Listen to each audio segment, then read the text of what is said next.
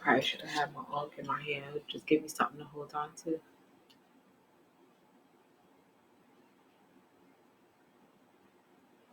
Unk in my eye, everyone.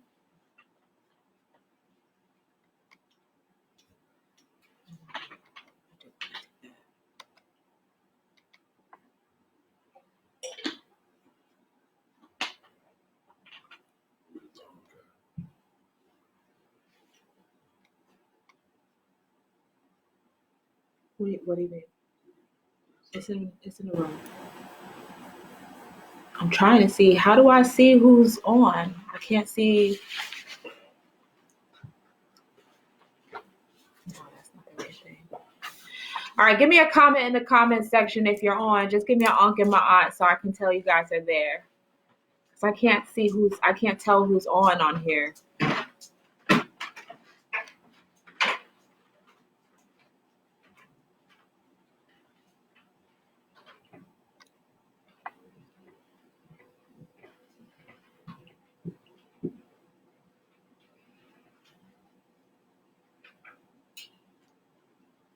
Okay, I'm just waiting for Naswt to get back and then we're gonna get started. How's everybody feeling?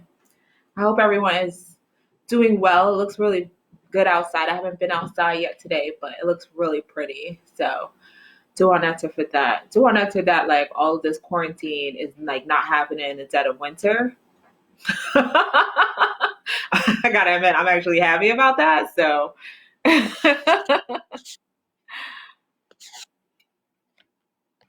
unk in my eye. All right, unk in my eye to the initiates. Do I see a bunch of y'all on? Unk in my eye, Doris. Unk in my eye, everybody. So just so y'all know, we decided to do it this way on the computer so that we could see the comments and so we could like talk to y'all as we're going through our message today. We can respond to your comments. We could have conversation and discussion with you. So it's not just me talking to you or Naswt talking to you. We'd be able to have a bit of a discussion through the comment section. So that's why we decided to do it on the computer today instead of doing it through the live stream on the phone, which is how I've been normally doing live streams. So that's okay if you didn't see it. So just FYI as to why we did this different format. But it's really good to see you guys. Dua, Jason, for waiting for us. Yeah, we're here. We did say we were going to get started at 1 o'clock, so it's just a little after 1. You ready? All right. So we're going to get started with our opening prayer as we always do at every communion. We start by saying, Hmt NTR, Naswt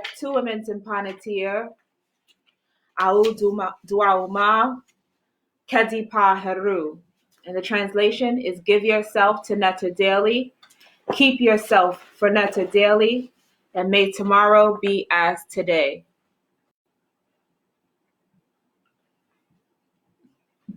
Dua, Derek.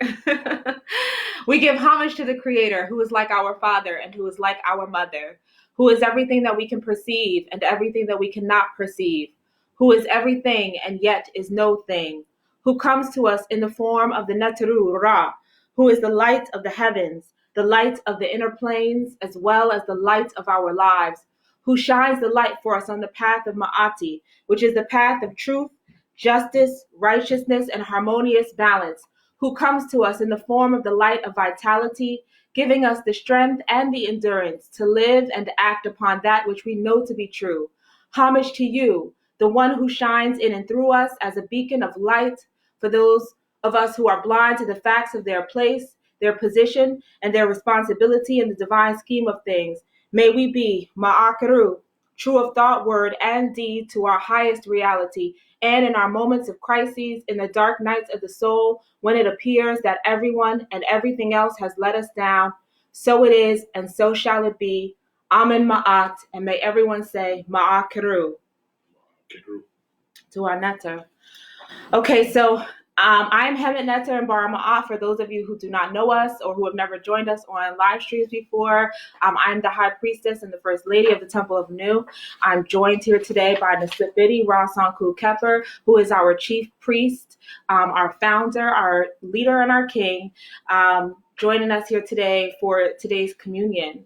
So, normally we have our communions in person. We typically, about a few months ago, we started doing our live streams of our communion lessons through Facebook, just of the lecture portion. And those of you who've been following us on the lecture portion, you guys know that we always have about 2 hours of communion that is not live streamed, like our ceremonial aspects, where we do dua'u, where we do libation, where we open the way, where we do hesi, etc. All of that ceremony work that's being done, that's taking place kind of behind the scenes, but communally together when we all gather. And then we invite you all to take part in the wisdom portion, the lesson portion, so that we can cultivate higher understanding and deeper understanding of this legacy. So me personally, I think I have to start by talking today about how awkward it is to not be able to have that, to share that sacred space with my community and with my family, to feel like it's a bit of a disconnect, to be quite honest with you, because we've been doing communions now for well over a decade.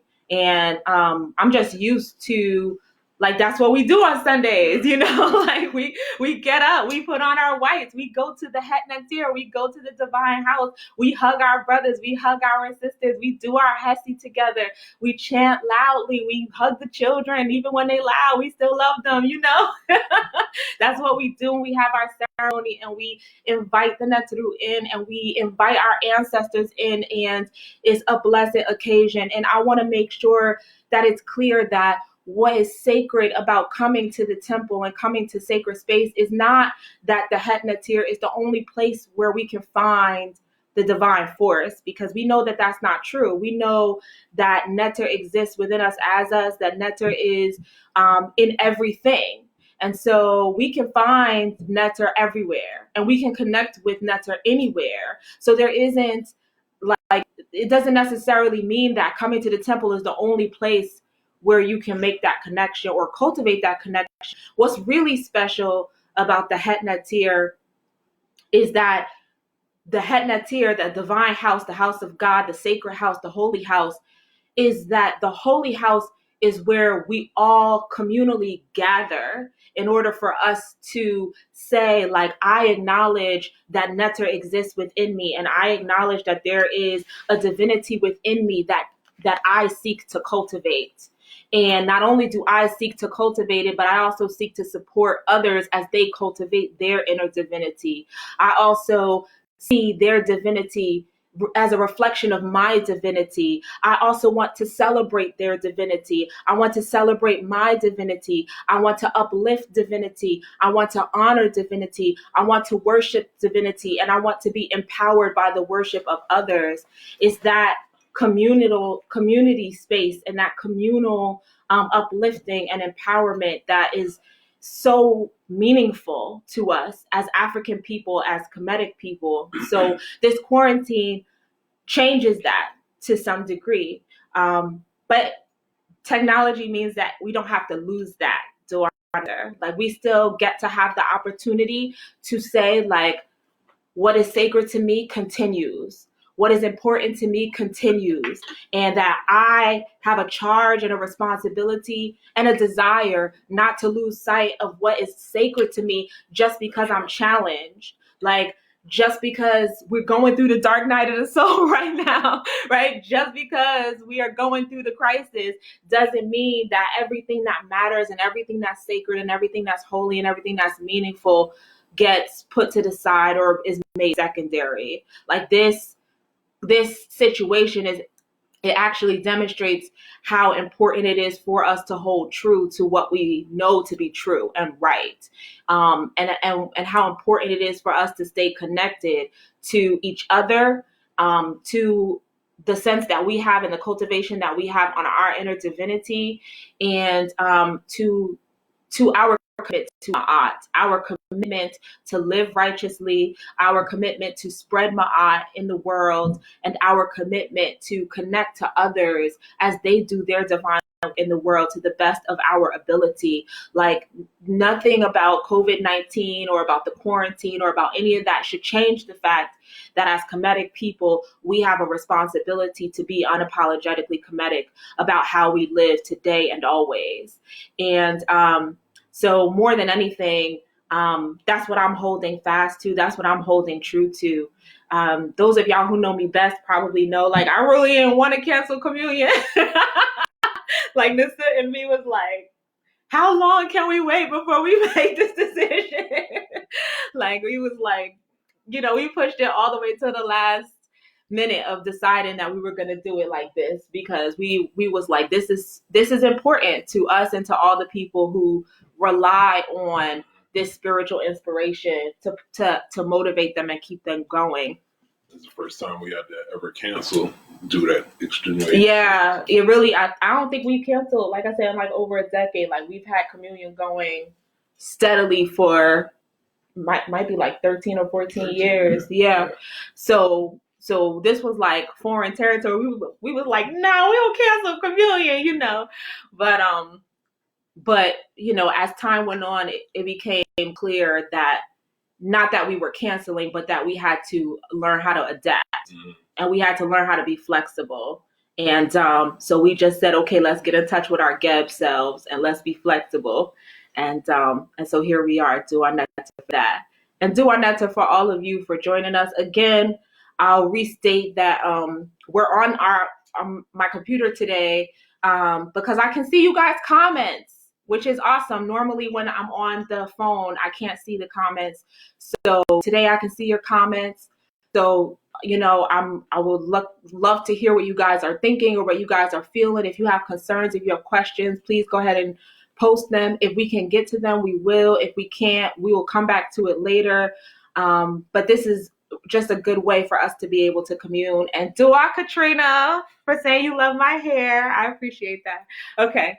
Tell them to plug in where they're from. We know some of the people, but there's a few new people on there that we don't know. So shout out where you from. Two. Dua. Y'all heard that. Okay. Okay, good. Y'all let me know if y'all have trouble hearing at any point. So in the spirit of communion, typically I do a couple of announcements. And so I have a few things I want to share. The first is about the Netta Relationships workshop that is scheduled for next Saturday, March 28th. So typically the Netta Relationships is an in-person experience. We have had like a couple people online, but it really was tailored to be an in-person experience. Shout out Connecticut. Shout out Brick City. Shout out Bloomfield. All right. Delaware. Yeah, Delaware. But given the situation, we are adapting, again, being flexible to allow for the workshop to go fully online. So I do have a lot of online spaces available for those of you who might be interested and who have never been able to get to a Netta Relationships in person before. Oh my gosh, you guys are all over, right? Like, goodness gracious.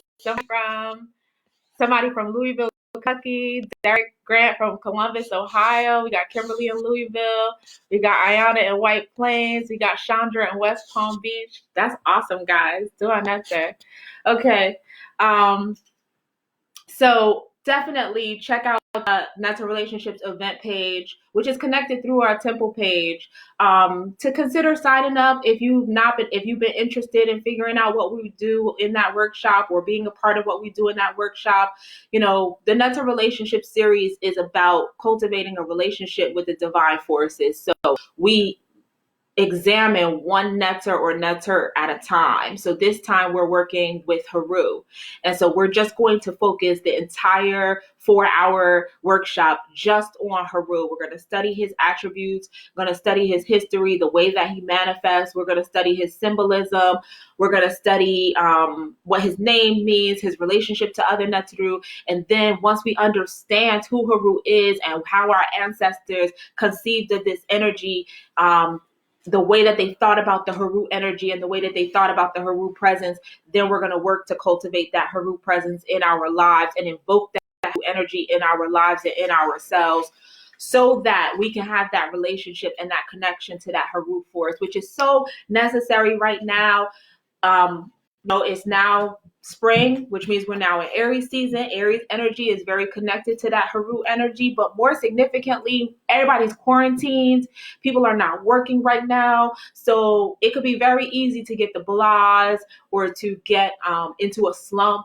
And that Haru energy is about our willpower. It's about our ability to endure. It's about our ability to stay motivated. So we want to cultivate Haru energy. We want to understand that Haru energy so we can move it in ourselves and move it in our lives. So I strongly encourage you, if you have not yet signed up, to sign up before Friday for our Saturday workshop. Lastly, but certainly not least, I'm going to make mention to yes, shout out to all the Aries on the line whose birthdays, who might have already had their birthday, but most of y'all birthdays is coming out. Shout out to Aries season. Lastly, but certainly not least, I'm still looking forward to Weapon Pet, our retreat. Yes, we do still have space online for the Netta Relationship class at Curti, so definitely please sign up. But our Weapon Pet retreat in July, at this point where we're hopeful that we'll still be having that retreat in a few months. So I do want to encourage you guys to think about signing up, reserving your space, and starting to make plans to be a part of that experience. Weapon Pet is Kemetic New Year, and it is the time that we take to disconnect from society and disconnect from technology and disconnect from our work and disconnect from the stressors. And we go up into the mountains and we connect with each other as a community. We connect with the Neteru, the 5 Neteru over the year. And we celebrate the Kemetic New Year. And it's such a powerful and beautiful experience. Every year is different, even though every year is the same. Like, it's always Weapon Pet. Like, we're always doing the same ceremonies we do. But for some reason, the energy is always different. But the energy of every year is different. So every cycle that we go into is different.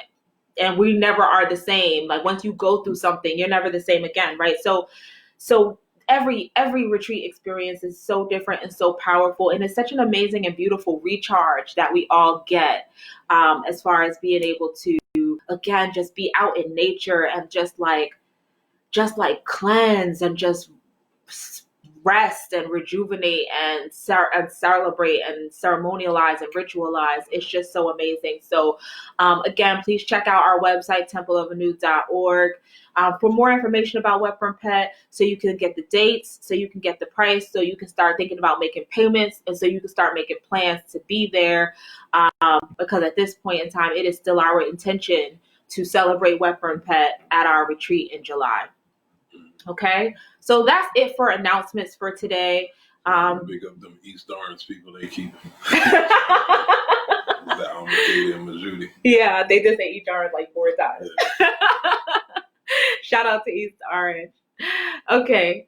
So what are y'all thoughts on the situation, the soft apocalypse that we're in right now?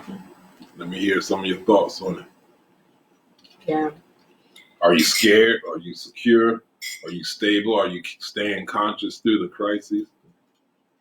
Yeah. Do you have all you need? Are you worried? Do you feel like supported by your communities, your local communities where you are? Do you feel like you're getting the news and the information that you need? How are you feeling? Good. Got my tea. I'll survive. I'm a survivor. We're built to last. Do I know that? That's my okra. She said, Ill Town, East Orange all day. Kheper said, he said, no fear. Jason said, you don't have to get ready if you stay ready. Kheper says, I feel stable. I see a time to rejuvenate. Kisa says, I'm the calm in the midst of the storm. I walk with the protection of the ancestors. Dua Netta. Yes. Ra has prepared me for the Dua Netta. Yes. Yes. Yes. That's Anencia. She said, what you said last communion about the earth healing is on point. The earth is taking the cleanse we would not give. Then two says it's divine order. Duaneta. Duaneta Ayodeli. Still living, loving, and laughing each day. Duaneta, that's awesome. Good. Good. I'm so glad everybody is in good spirits. I love hearing that everybody is feeling protected by their ancestors. I hope everyone is doing their ancestral work. Actually, that was something that came through to me this morning, that we should make sure that we are reminding you guys to be doing your ancestral work every day. Because even though we're not together to do our ceremonies, before we come into this space, to do a lesson or a lecture, we should be preparing ourselves and preparing our spaces at home for sacred work. And part of what that involves and what that includes is our ancestral veneration and ancestral uplifting. So I hope everybody has their ancestor altars activated today. I hope that you took time this morning to do your libation to your ancestors. If you, those of us, I mean, like, so now we're at home all day, every day. Like, me personally, normally when I have to go to work in the city, I'm like out of the house for like 14, 15 hours a day. So I don't always like do as much as I would like to do for my ancestors, but now I'm home every day. So I'm like making them plates, and I've got flowers going, and I've got like, you know, candles burning all the time. I'm doing libation, I'm doing ancestor money, etc. So now that we have all this time, because we're just in the house, like, take advantage of that. If you're stopping to make yourself lunch, you need to be making lunch for your ancestors. You need to prepare a meal for them, have them at the table with you. Like, you should be like engaging in that space and not just be letting it sit in the corner collecting dust. Like, I get that our lives get really busy and hectic at times, so sometimes things slip, but we're home all day every day now. Like, we're quarantined, so it's no reason. Like, now we have no excuses. All the excuses are taken away. So even if it's not the first thing you do when you get up in the morning, which it should be, but just in case it's not, it still doesn't mean that if you miss it in the morning, it doesn't mean that you don't do it the rest of the day, or like that the day is lost. Do it at noon, do it in the afternoon, do it as soon as the opportunity arises, because the opportunity does arise and we just have to choose to take it and not neglect it. So definitely ancestral work during this time, honoring them and uplifting them is so key. One of the ways that, you know, I think we have to see it is that when we're approaching the Neteru, like, it's like our voices are just like, this is my voice and I'm speaking to the Neteru. But when you have your ancestors with you, it's like having a megaphone to speak to the Neteru. They amplify your voice by like 100-fold. So the stronger that they are, because of you feeding them and doing libation and working with them, the higher your voice is amplified. Okay, so looks like we don't need a communion. Everybody's good. Everybody's motivated and inspired. Nobody needs a message. Stay on their purpose. That's good to hear. Do I answer? Here's Sanjeti with the story of the destruction of mankind. Sanjeti's biting off of me. I said that at last communion. He did say that. Give thanks. But just in case anybody didn't hear it, there it is. You know, like, only Jehuti intelligence and scientific thinking is what halted Sekhmet, not just halted Sekhmet, but helped Sekhmet to really like remember and reclaim who and what she is, so that we can, because we don't want to necessarily like stop Sekhmet from existing. There's still benefit to Sekhmet, but Sekhmet has to be moderated, for lack of a better word. Like, Sekhmet has to be used at advantageous and purposeful times. So we don't want to stop Sekhmet, but we want to have the Jehuti wisdom to know how to use the Sekhmet energy at the right times and in the right ways, you know. not just like releasing pandemic on the world, Yeah. And it's dangerous not to be right with the Sekhmet energy. Yeah. Because Sekhmet represents the immune system of the cosmos. Mm-hmm. Yeah. So you don't want to be considered a toxin in the divine human thing. Yeah. Yeah. Because if you're an enemy to Ra, you and Sekhmet ain't cool. That's a problem. So that actually leads back to Ma'at. At the end of the day, like, if you're in Ma'at and you're in alignment, you ain't got no problems with Sekhmet. If you're not in alignment and you're not living right and you're not good, then you got problems. You don't want that smoke. So, yeah, absolutely. So today, was Henek Ma'at, is Henek Ma'at. We're not having our Henek Ma'at ceremony to Majudi Ra. I'll mention that real quick before we go further, that one of our students, our first-time chemist students and longtime supporters of the Temple of Anu, still her mother, made her transition to the West yesterday and is a new ancestor today. So Dua Neter, that she will be received by the Neteru warmly, and that her heart will be light as a feather. And I know that she will live forever by the memory of her name. Dua Neter for that. And we sent energy to Von Sil and Von Sil's family as they go through the process of receiving her as an ancestor and transitioning their relationship with her from physical to spirit. Dua Neter. Mm-hmm. So today would have been Henek Ma'at. We would have been celebrating Henek Ma'at and honoring Henek Ma'at had we been in person. So we're not doing the Henek Ma'at ceremony online, but I do want to talk a little bit about the value of continuing to honor our commitment to the codes of righteousness. It's interesting because I found this new, I shouldn't say I found it, but I guess I really hadn't read through it a lot before in the past, which was the Book of Declarations of Virtues in the Hosea, which starts on page 93. And I was reading it yesterday, and it's all these, priests and nobles and ancient ones who are just talking about the lives that they lived while they were on earth and the things that they did in order to stay right with the world.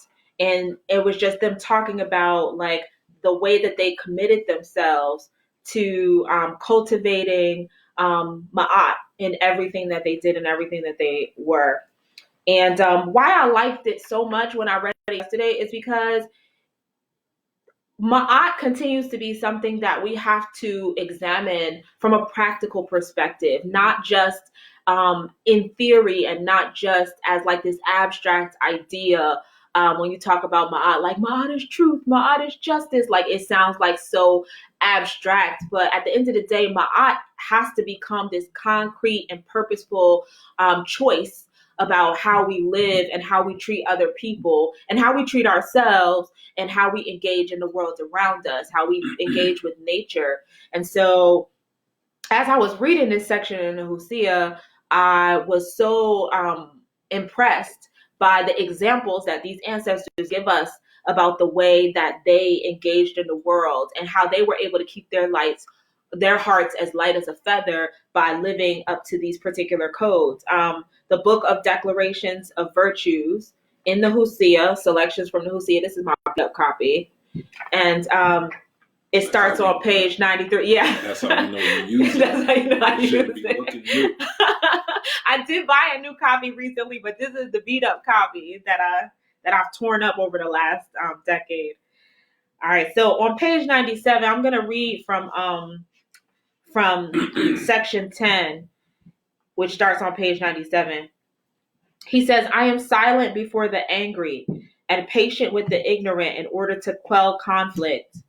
I am cool, meaning not hot-tempered, free from hasty acts, anticipating the outcome, expecting what occurs. I am one who counsels in situations of strife. A person who knows which words incite anger, which means I'm careful about my speech. I have tact. I use the right words at the right time. I am friendly when called upon to those who would tell me their concern.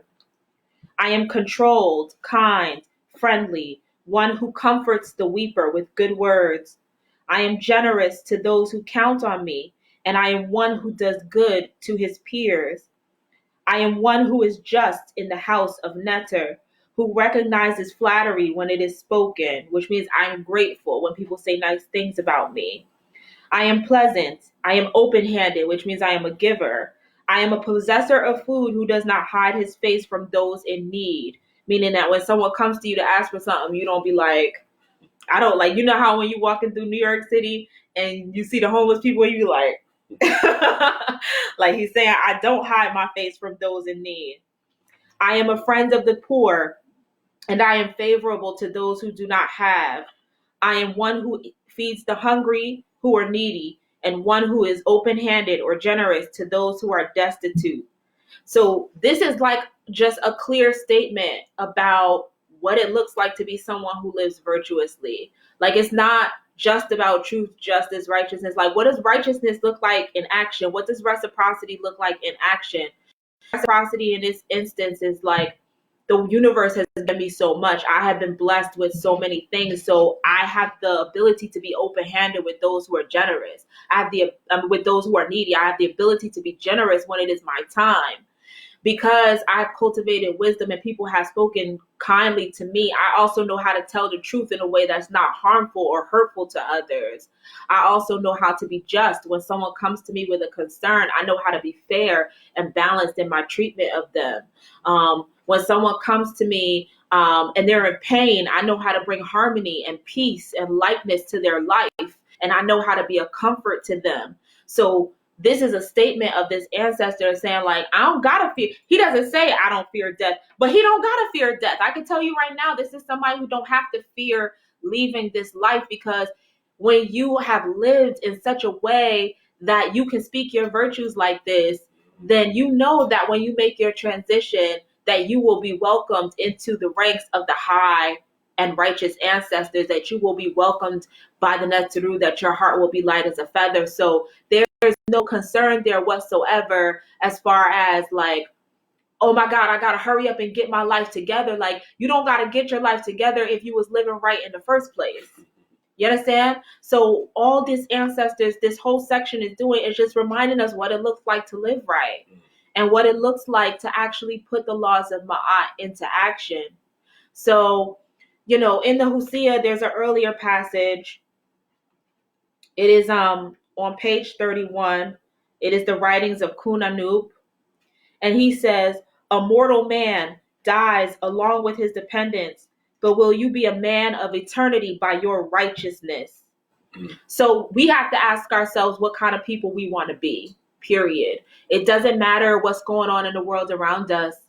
Will we be men and women of eternity by our righteousness? Because it's righteousness that endures. Our bodies don't endure. This building doesn't endure. This time, this place, this technology, this Facebook, etc. Who knows what's going to endure and still be here 1,000 years from now? The Nebu might still be here in 1,000 years, but the rest of this might not still be here in 1,000 years. But what will endure is our righteousness. Because even if no one is speaking our actual name, our righteousness will be visible through the people that we've touched and the way that their lives touch others and the way that those lives touch others, and et cetera, et cetera, et cetera, all the way down through the lineage. If we redeem our lineage through our righteousness, that is evident in 1,000 years from now through our descendants. If we touch the lives of others, that causes them to elevate and to become better, that is evident in 1,000 years from now by the way that those people leave their mark on the world. So the question is, who are we? Who do we want to be? And what is the mark that we want to leave on the world?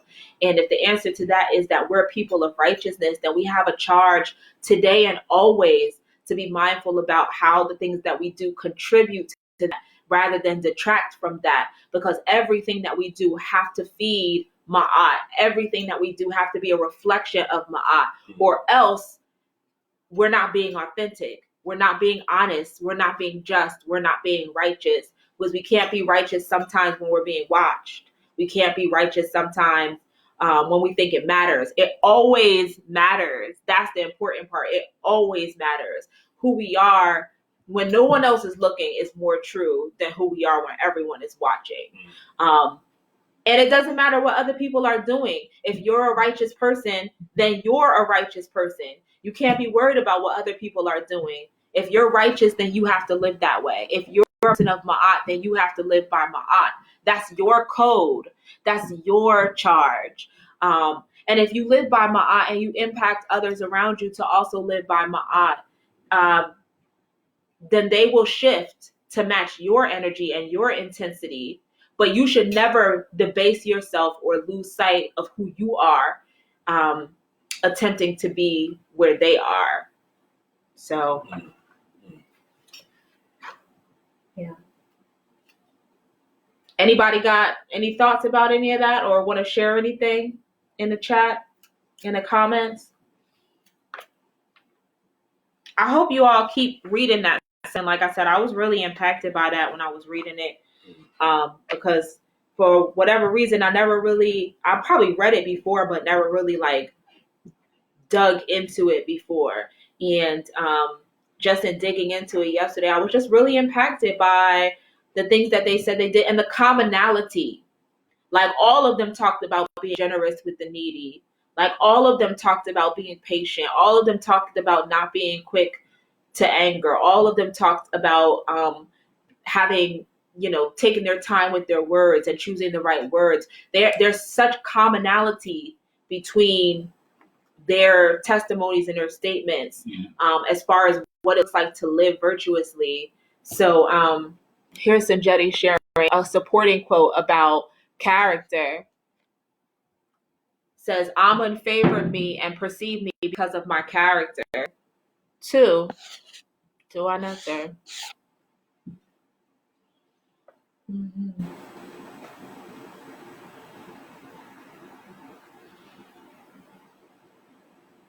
Dua Kheper for the Black Power Fist. In this soft apocalypse, we have all the time in the world to peruse the text and get different levels of understanding. Yeah. No excuses, nothing else to do but to get right. I think it's a good opportunity that we get to express things in this format, just to see what people say. So this is more like a dialogue as opposed to us speaking to you or talking at you. I think that's good. And I feel like it's good in this trying times, what I call the soft apocalypse, meaning we still got our heat. We got refrigerators full of food. We got the air conditioner, and we have this internet. So we're not shut off or cut off or shut in from anybody. Mm-hmm. But as I said last communion, this whole thing is offering us the opportunity or affording us the opportunity to demonstrate our divinity. Mm-hmm. And at the same time, we're living in challenging times. We're living in challenging times where we're posed with conflicting information in this time of crises. So what are we talking about? Conflicting information, like this coronavirus. Is it real or is it fake? Meaning, is it organic or is it man-made? Should we address it medically or should we address it naturally? What's considered responsible and what's considered irresponsible? Is the information that we've been privy to, does it make sense or does it not make sense? Should we be scared or should we just be healthily concerned? So I'll quote the old school Bible when it said, and this too shall pass. That's how spiritualists supposed to see things. This too shall pass. In our tradition, we say all things are temporary. If you're familiar with the 7 Hermetic principles, all things are temporary. I think it's called the principle of rhythm. And they use the metaphor of a pendulum swings one direction and it swings equally or opposite in the opposite direction. Meaning what we understand is things have cycles. So all things is temporary, even positive things. Even positive things. We understand when something begins, it's already on its way out. And when something is on its way out, something else is on its cycle coming in. So all things is temporary in that sense. So a cycle could be a day. A cycle could be 10 years. A cycle could be 100 years. A cycle could be 400 years. That's why the whole time we've been teaching people to live quite like prayerful lives, meditative, contemplative lives, to catch a thought from the Creator. That's why we try to tell you to cultivate peace of mind and presence of mind so you could endure through the hard times as well as sustain through the good times. So the quote from Kemmunion says, the vigilant person flourishes. And I feel like that's powerful. We don't need a whole paragraph that says the vigilant person flourishes. What does the word vigil mean? The word vigil to the word vigilant is actually kind of like a religious term. Vigil means a period of keeping awake during the time usually spent asleep, especially to keep watch or to pray. So stress, this thing that we call stress, really doesn't exist. It's just our reaction to natural processes of life. So some of us handle it maturely, some of us handle it immaturely. So stress has this habit of knocking one off of their center, which is equivalent to going back to sleep. Fear causes one to fall asleep or forget who they really are. Now, I have to digress back to 6 months ago when I was in the hospital. I had to remind myself of who I really was when my kidneys were shut down and the doctors couldn't promise me any recovery. So they wasn't committing to telling me that I would fully recover, but at the same time, they weren't saying that I wouldn't recover. Mm-hmm. So it gave me a time to reevaluate my belief. So did my belief just stay a belief, or did it transmit, or did it shift me into a knowing? Two. So through natural protocols, because I wasn't getting any wisdom from the doctor, so through following natural health principles, my belief gave me experience to then know. Mm-hmm. So I no longer believe, I know. So I didn't get through that crisis. And by the way, I'm fully recovered. I didn't get through that crisis just to fall a victim to some invisible virus. Like, no, it's too late. The sleeper has awakened. Full recovery. So what I learned, or what I know now, is if you give the body what it fundamentally needs and requires, it can figure out anything, whether it's an organic virus or a man-made virus. That's what the body is in the mind is meant to do, is to figure things out. All you have to do is be strong enough to endure. That's the message in these days and times. That's because we're in a world crisis. So what I had to learn is now what the rest of you all have to learn and the rest of the world has to learn. So they're talking about the coronavirus. So they're not promising that you'll get it. And they're not promising that you're not going to get it. And they're not promising that you're going to survive it if you do get it. So now you all are offered the same opportunity to examine what it is that we believe. Mm-hmm. What is it that we're willing to go through or experience, or what is it that we're not willing to go through or experience to figure out whether we believe in is true or not.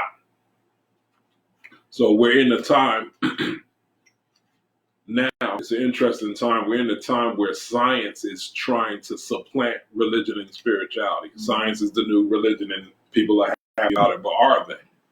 The old religion and spirituality, you had priests, you had prophets. We're talking about oracles and holy books. We're talking about ancestors, spirits, and demons. And the priests would always expound on the oracle or from the holy books or from the holy text, and they would expound on what the source has planned for us. And the source would be nature. The source would be nature.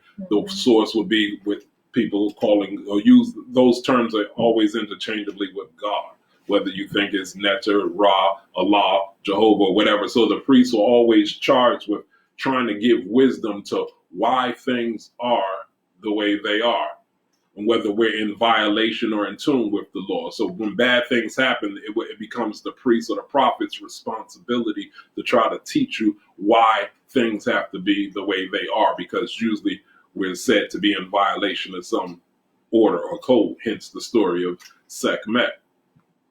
See, the problem or the challenge of the prophet or the priest is, even though they provide answers, and the answers are usually philosophical, the answers usually spawn more questions.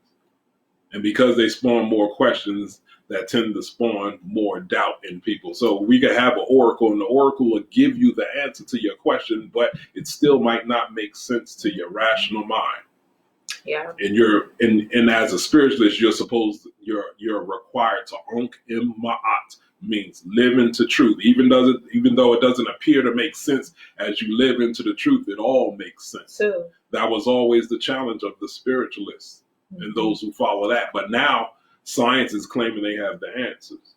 But remember, science is the new religion. So the scientists are the new priests. But nature is still the God. So just like the spiritualists observed nature and came to their conclusions in their philosophy, the scientists are now claiming to follow the same God we claim.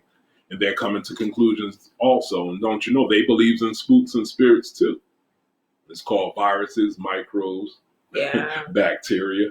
And the scientists are under the same fire that the spiritualists are now under. Because now they're telling you about the virus. They're telling you how it behaves. But yet, the conclusion is still the same. It's discontent from the answer. So we know all about the COVID virus now, but it's still not making us feel any safer. So the scientists are in the same boat as the spiritualists. So even though you got answers, the answers are still spawning more questions. Mm-hmm. And just so you know, an inquisition will be coming, just like what happened in religion when Christianity did that inquisition and they were questioning, what's that? Mahakra messaging me. Mahakra. So I'll say it's an inquisition coming. Just like when the Christians were, what was they doing? They was persecuting people that they considered witches and sorcerers because they were into natural health and following the natural laws of nature. So in about a year and a half's time, we're going to experience that same thing too. The new religion, which is science, they're going to come up with that vaccination.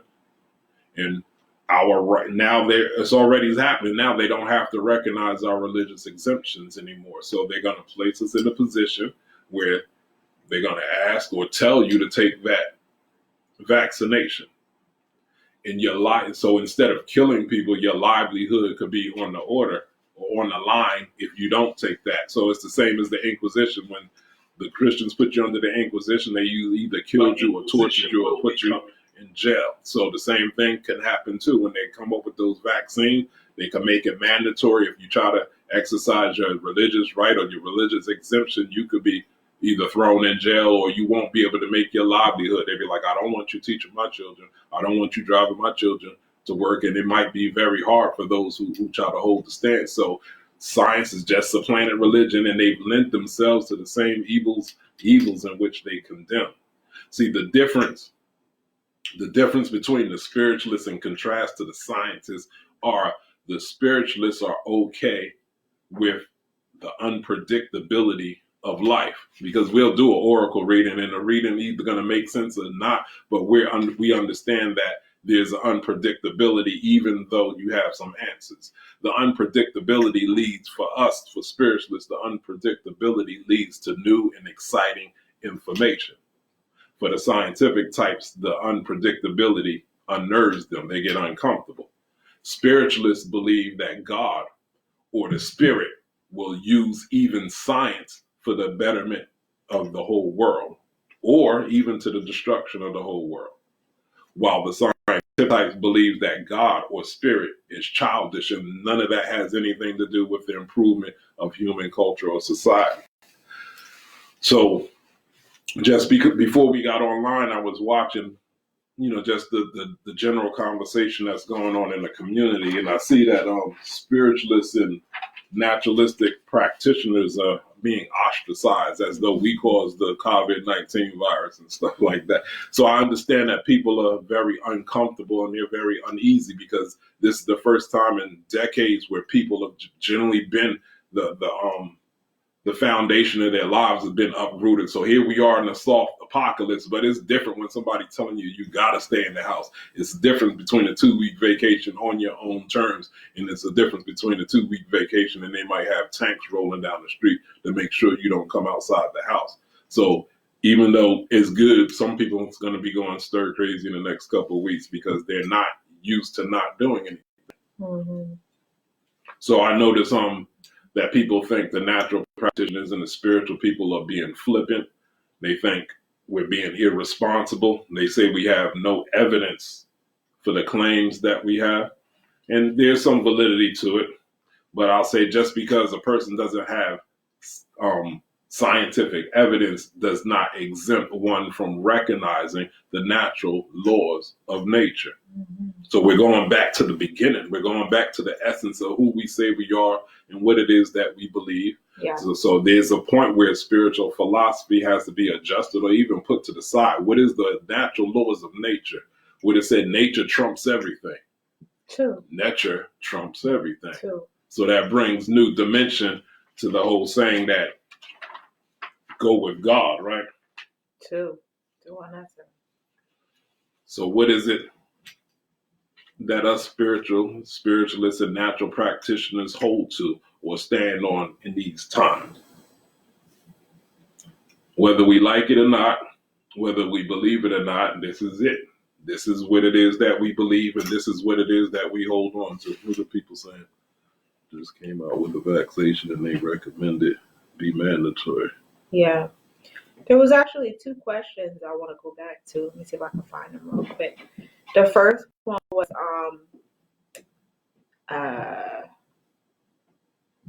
it was from Shawanda, and she asked, how can someone with another faith live Ma'at? And do you want to answer that? You want me to answer that? So I'll just say, because I saw some other people answer this already in the chats, and I just want to contribute, my feedback, which is that some of the things that I saw was that people were saying that Ma'at is not like religion specific, if you will.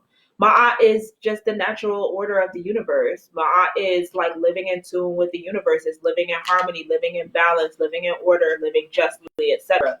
So it's not a requirement of anybody to be a particular faith or what have you in order to follow Ma'at. There are people all around the world who are living Ma'at who don't know it's called Ma'at. They don't know anything about the Kemetic tradition. They don't know these terms. They don't know, about the Neteru, but they're living in tune with the natural order of the universe. Mm-hmm. And so, and they're being kind to people. They're being just to people. They're watching their words. They're cultivating divine intelligence within themselves and honoring the divine intelligence outside of themselves, etc. So that's what Ma'at is all about. Is those of us who are Kemetic are choosing the culture of Kemet as the framework to assist us with building a life of Ma'at, so that the culture of Kemet gives us the framework by which we understand nature, by understanding the Neteru. We understand ourselves. By understanding the Neteru, we connect with our ancestors. The culture of Kemet gives us our structure and our framework about how we survive. It gives us our survival strategies. It gives us our structure. But that doesn't mean that you need the structure to be Ma'at. Mm-hmm. The structure helps. Don't get me wrong. Like, your culture helps because your culture supports you in living right. Your culture supports you in making good decisions. Your culture helps to show you what good decisions look like in practice. Your culture helps you to understand how to learn from your mistakes and things like that. So the culture and the structure of being Kemetic gives us guidance, and it gives us support, and it gives us structure so that we can more easily live in Ma'at. But you don't need to embrace the culture of Kemet to live in Ma'at. But you do need to embrace the culture. You do need to embrace Ma'at in order to live in order with the universe. Mm-hmm. There's no two ways about it. So no matter what other people call it, if they're living in tune with the natural codes of the universe, and they're living in tune and in harmony with nature, they're living in Ma'at. Mm-hmm. So that's how I would answer that. And then the second question was, where or how can we make ourselves familiar with the terms that you are using as a brand new beginner? And how would we suggest that someone who is brand new get started learning these terms? I would suggest to continue to follow the temple page. I will also encourage you, those of you who are beginners, to invest in literature. Naswt Biti has a really good series called Wings of Kheper that was meant for beginners to help them to learn what the terms are, like what is Neter, what is Dua, what is Neteru, etc. And to help them to understand, like, what is the culture? Why do we live it? How do we live it? What does it mean? Outside of like, the Wings of Kheper series, which was meant for beginners, there are other books that we recommend. Tyrone, I will respond to you in the comments with a few more of those books to recommend. But I'll also we always encourage that people take classes with Kemetic spiritual houses. With us, we have our First Down Kemet class that we teach annually. The Shrine of Maat has a class that they teach for initiates or for candidates who are seeking initiation. And you don't always have to go into initiation to take these classes. Sometimes you just want to get more information and learn and figure out whether or not the legacy is for you. So you take the class to get the information that you need to make a decision about whether or not you want to adopt this culture as your own. So to me, reading books is like, it's necessary and it's useful, and you have to do it because it's part of like studying and doing your own due diligence. But when you think about understanding the culture, you have to get involved in a community. Like I think we talk about that all the time, the necessity of being connected to community. So I would say connect to the Temple of a New community online, connect to the Shrine of Ma'at community, connect to the other Kemetic temples out there in Naswt, Raseki Arts Temple. Take their classes when you get opportunities. Read their books when the opportunities arise. The Session of Susa Jedi Ankara is posting some books. The Ma'at book by the University of Kemet Press is an amazing book. We talked about the Husia that's edited by Milana Karenga. There are other books. Also, the Session of Su teaches Medu Neter.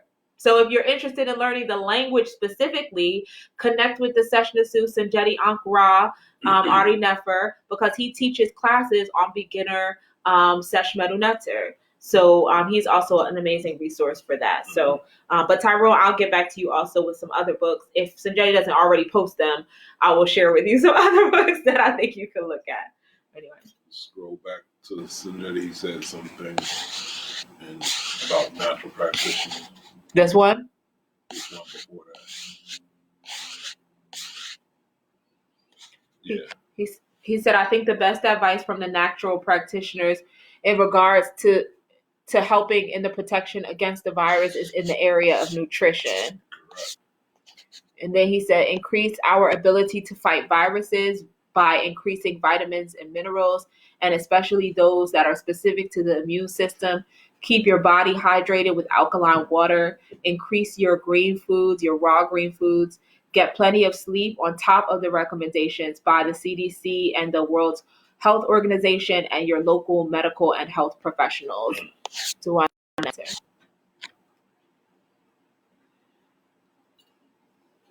Okay. So even before that, I was saying, what is it that we stand on? And we've heard it before, but now it's offering us the opportunity to live by it. Yeah, I heard this before. The universe is mental. Mm-hmm. All is mind. Mm-hmm. All is consciousness. That is your first line of defense. Even before addressing your immune system.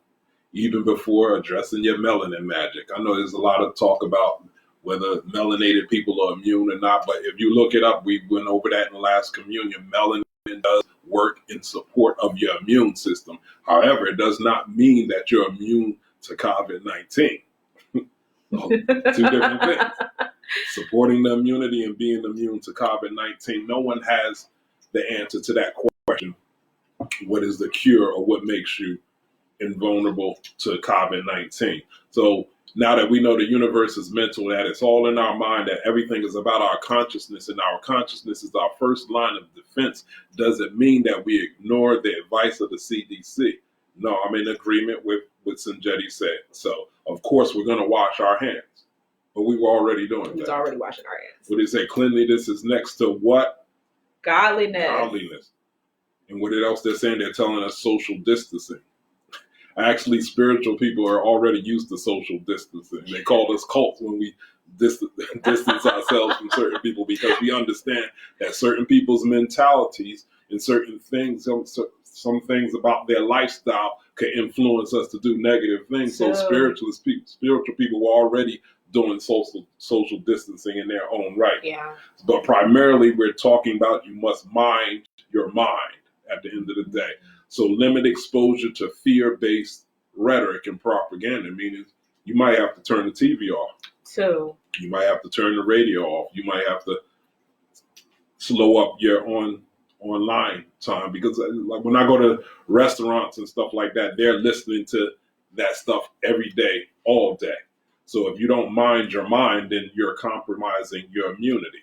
So what we're talking about is called psychoneuroimmunology. It's a term that's been brought out in, I think, 1967 by an author named Norman Cousins. It's from a book he wrote called The Anatomy of Illness. And there was another book called The Stress of Life by Hans Selye. So what is neuroimmunology? Psychoneuroimmunology means emotions and attitude play a role in how the immune system operates. Research has shown that the immune system is hardwired into the nervous system. That was a study done at Rutgers University. What they noticed is that nerve fibers in the middle of vast fields of immune cells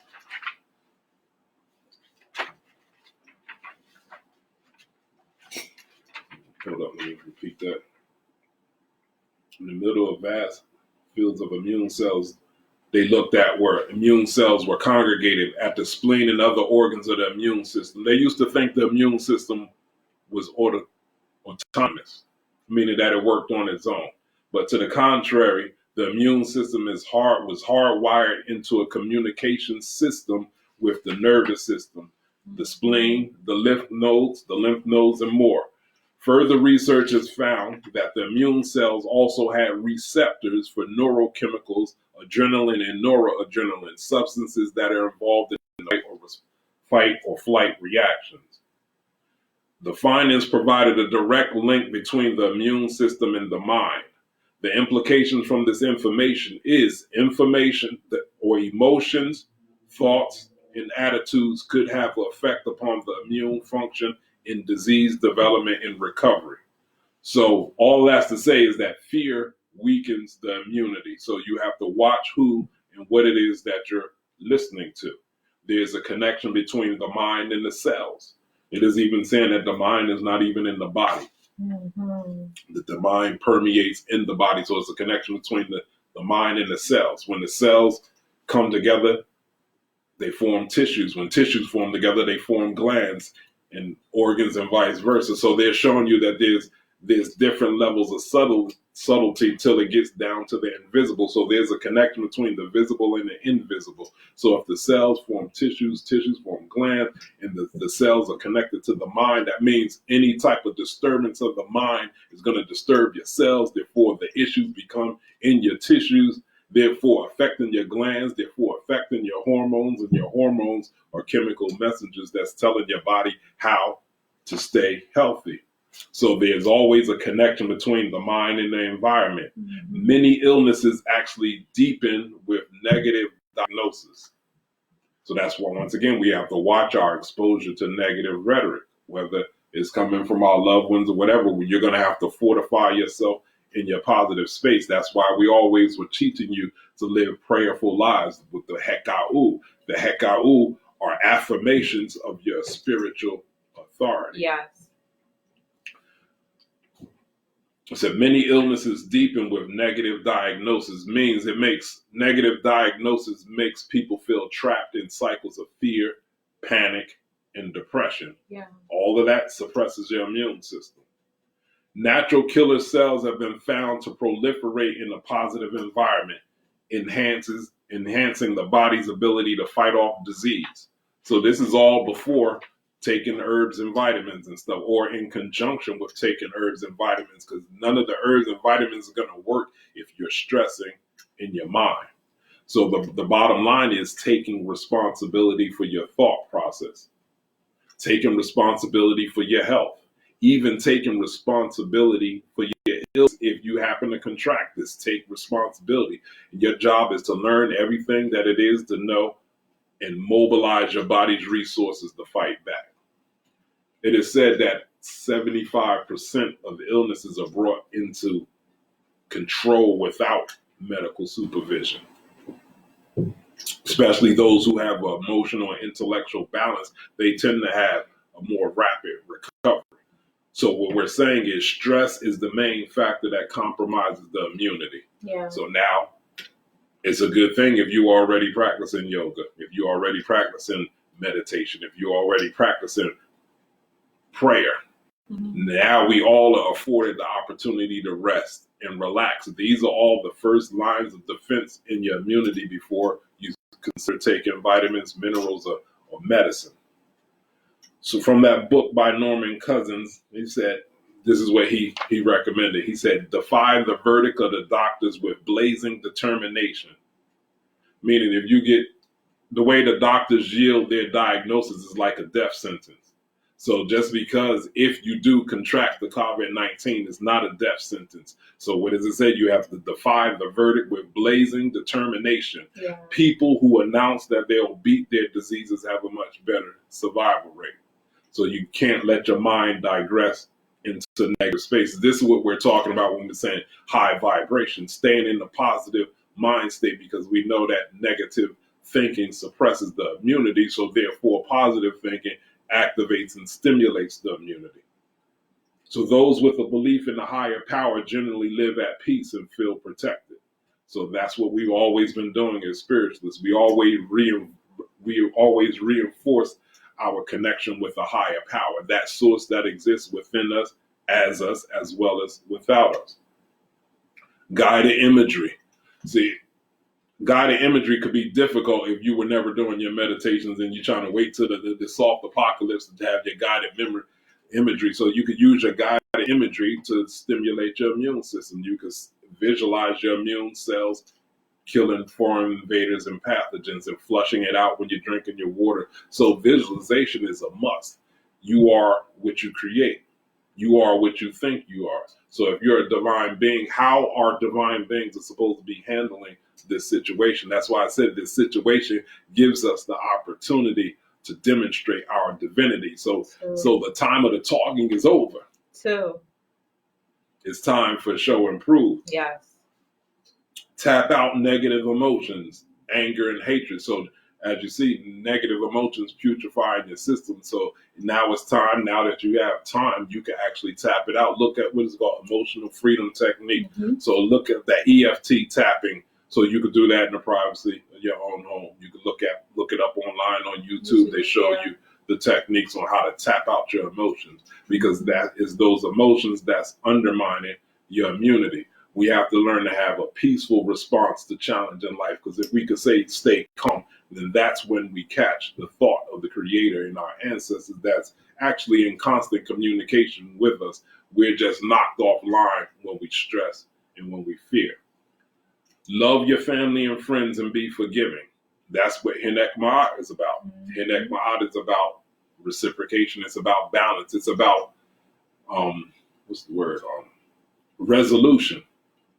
So we say Maat, we say we live in truth, justice, righteousness, and all of that. Remember, those things are abstract things, but are we really communicating with others? Are we really right with one another?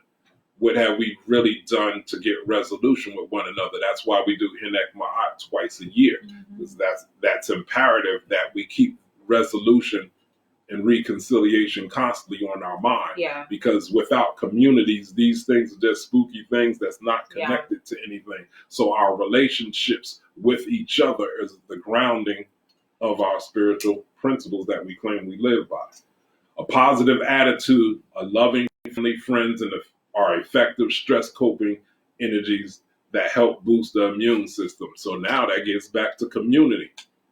So being a lone wolf out here won't work no more, not in this soft apocalypse. You better have some friends. You better have some family.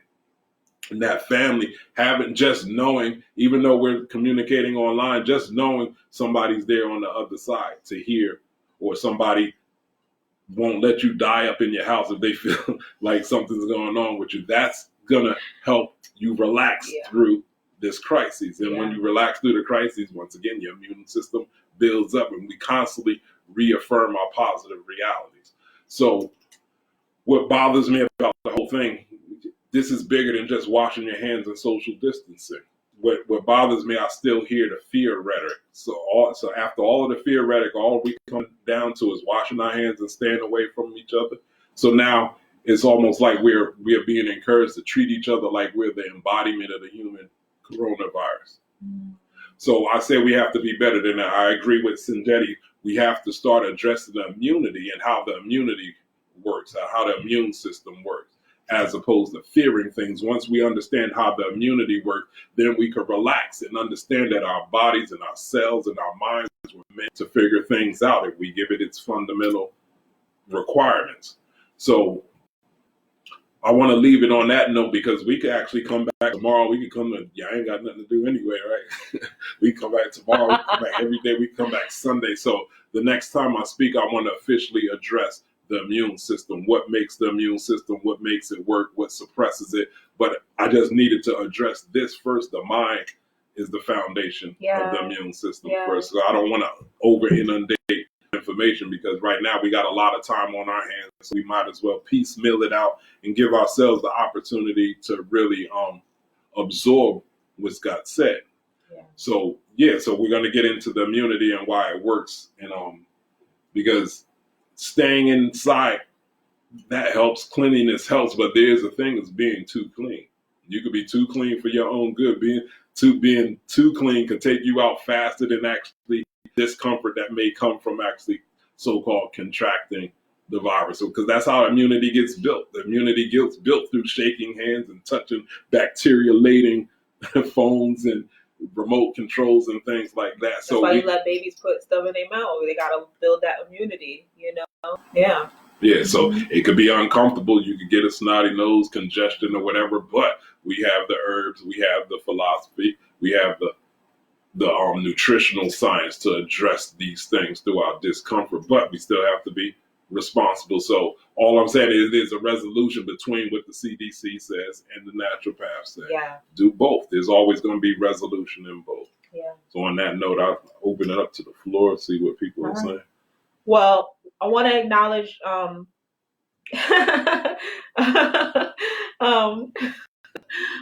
Bunham said, laugh out loud at y'all ain't got nothing to do anyway. Because some people are still working. Makra acknowledged that she's considered essential personnel. She's still working. I know Sajedi is still working. He's essential personnel. I suspect we probably have some other nurses, doctors, CNAs, people who work at grocery stores, pharmacists, things like that, who are still working.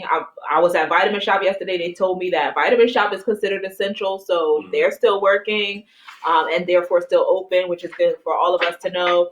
And then those of us who are like office professionals like myself, I have a job I can do remotely, so I'm still working too. I will still be, on the grind, but a little bit less grind because I don't have to commute, do our nutter, because that commute is probably the thing I dislike the most about my job. Mm-hmm. So I'm grateful for sure to have a break from that. Okay, let me ask real quick. So if I do the presentation on the immune system, y'all want to wait till next Sunday or sometime during the week? And if it's during the week, do you prefer the mornings, afternoon, or the evening? Let me see what you have to say about that. Yeah.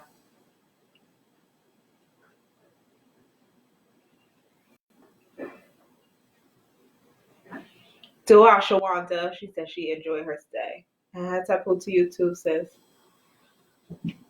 Mm-hmm.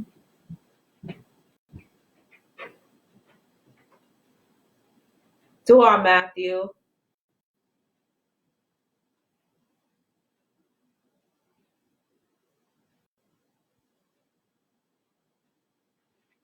Anencia said a midweek communion would be nice.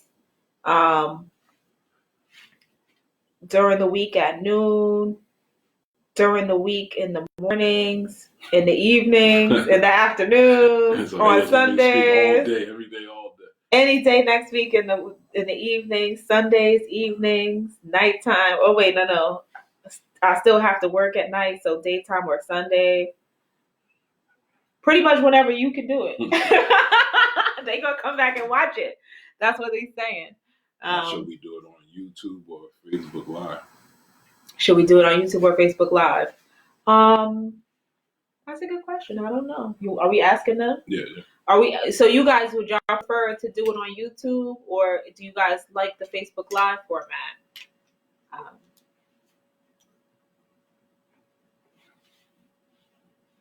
YouTube, we could probably invite other people to come in and speak if you needed to do that. We could, we could do screen share from here, so we could, like if you had PowerPoint or something, we can still do that from here, I think.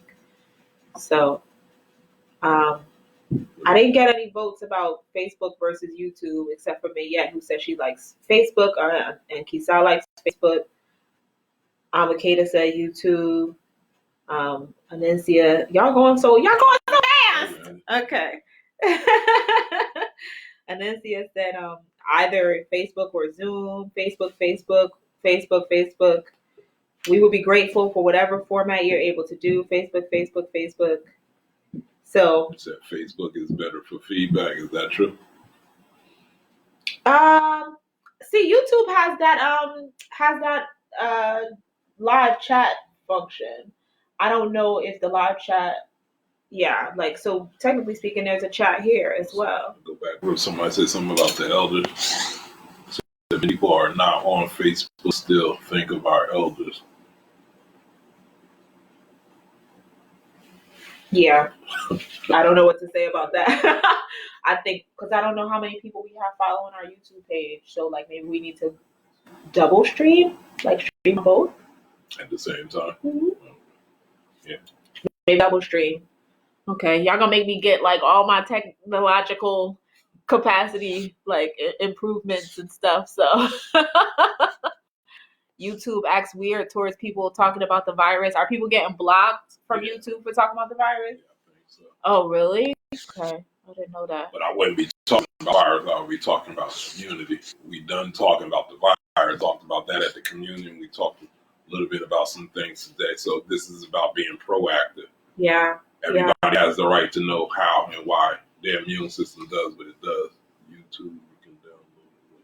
Yeah. We can download the Facebook and put it on YouTube. We've done that also for some of our Facebook lives in the past. So it might just be that the best solution is to do a dual stream. Like we could stream the Facebook from here and the YouTube from the phone or something like that. So we actually have the capacity to do both at the same time. Hashtag technology. So we'll see. We'll see what we can figure out. But we'll be back. We'll try to let you guys know when the next time is that we'll be back, because as you know, our regular communion is every 2 weeks, every other Sunday. So we would not naturally be having another communion until I think it's like April 6th or 4th or 5th or something like that. Let me just look it up real quick. April 5th would be our next scheduled communion. However, it sounds like Naswt Biti will be back. We'll be back to talk to you guys like next Sunday.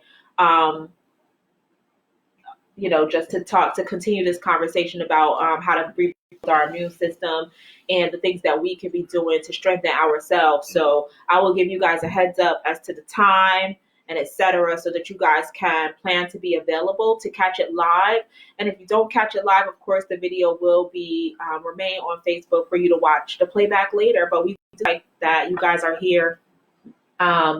We do like that you guys are here live, and that we're able to see your comments and just share the energy and share the inspiration and just share with you, you know. So do our next for that. All y'all just sending me all these private messages while they're just popping up on a thing.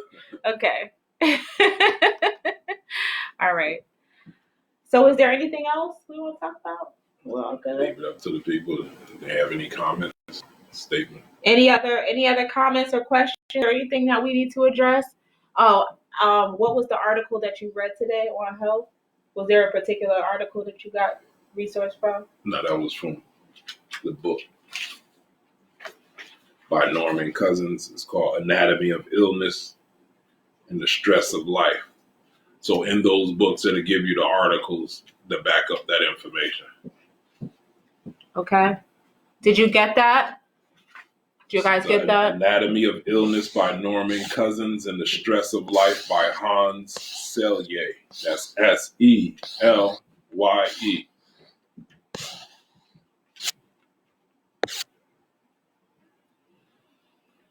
Okay. And then Linda did encourage everybody who is out of work to please file for unemployment if you have not done that already. absolutely, you guys should. You all are entitled to that. So take advantage of the resources that you have available to you. Definitely do that. Mhm. Yeah. Anything else, guys? Are we all good? What time is it? 2:18. We did like a solid hour. Yeah.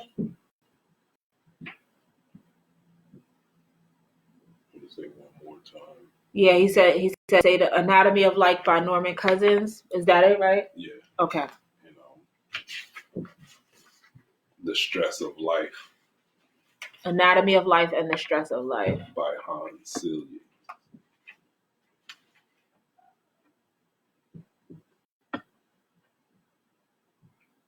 Or any of the works by Deepak Chopra. He specialized in mind-body medicine or healing.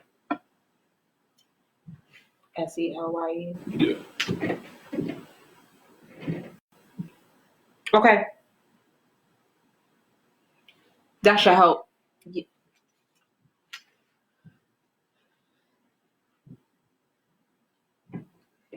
So did everybody enjoy our time together today?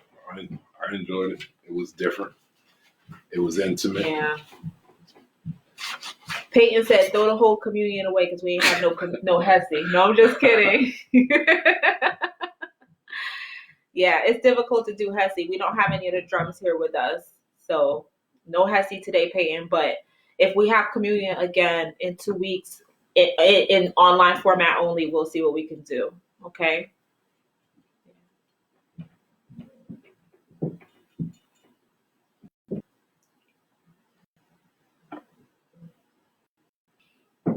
Someone said I advise people to walk with identification.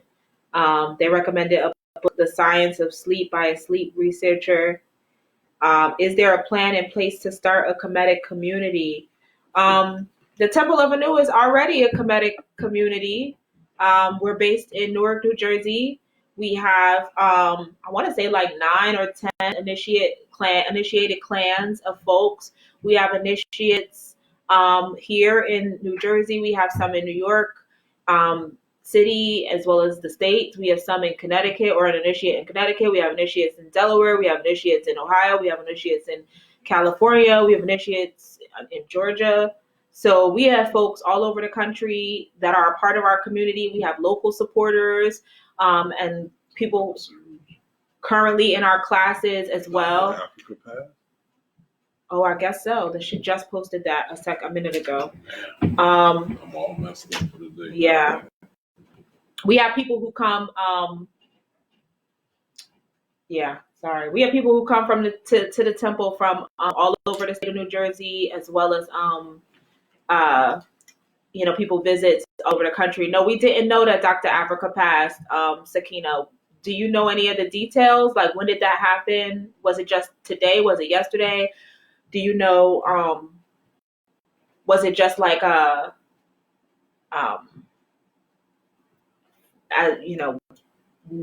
natural transition? Was it from something else that happened? Do you know any of the details?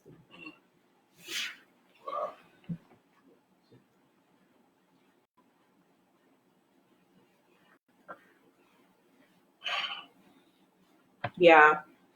That tends to happen on the transition into the season. Yeah. That's right around the equinoxes and the solstices is like the equinoxes and the solstices are transitory periods, like we transition from one cycle into another cycle. And so elders and tend to make their transition right around the time of cycles. And it's game time. It's time to step up. So we lost Dr. Sebi. Now we lost Dr. Africa, and they were pals. It's hard to top that. Yeah. But we got to try to at least maintain that level. We do. That's a charge. That's our responsibility. They gave us so much. They gave us so much. So there's no excuse that we have to not to at least take what we have, and then also to build upon it and continue the work and continue to develop more. All right, Dua Sakina, I will look into that some further once we get off the live. But thank you for making us aware, because we had not heard. Yeah, Tyrone, I think there's community near your area as well, because we do have initiates and families down in South Jersey, in the South Jersey area. So I'll let the folks who are in the chat connect with you if they can.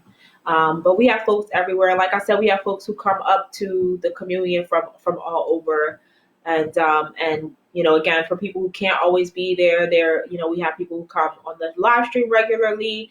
And then, if you can't come every other Sunday, we also encourage people to prioritize like the special occasions, um, that we have throughout the year, the retreat that we have.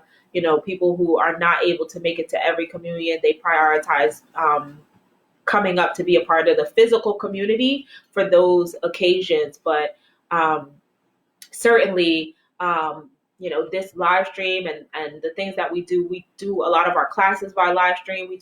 We have live stream or online sections to most of our workshops and things like that as well. So that helps to allow the long distance folks to feel a part of the community at all times. Okay.